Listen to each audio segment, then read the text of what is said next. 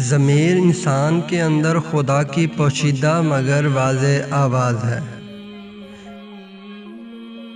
میں آج تک ایسے کسی مضبوط شخص سے نہیں ملا جس کا آسان ماضی ہو۔ 9 بار گرنا اور 10ویں بار اٹھ کھڑے ہونا یہ کامیابی ہے۔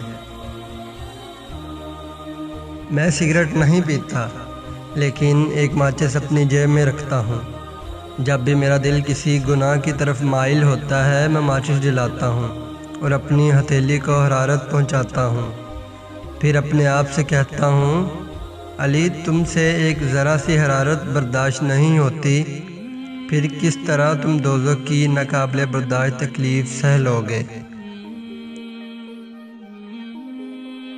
سچائی ایسی دوا ہے جس کی لذت کڑوی مگر تاثیر شہد سے زیادہ میٹھی ہے۔ اپنے خوابوں کو پورا کرنے کا بہترین طریقہ یہ ہے کہ آپ جاگ جائیں۔ اگر آپ اچھا جواب نہیں سوچ سکتے تو خاموشی سونا ہے۔ وہ شخص جس کے پاس تصور نہیں ہے، اس کی کوئی پرواز نہیں ہے۔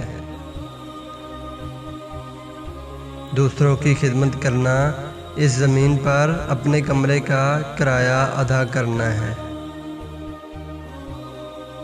ایک بہادر بننے کے لیے آپ یقین رکھو کہ آپ سب سے بہترین ہو۔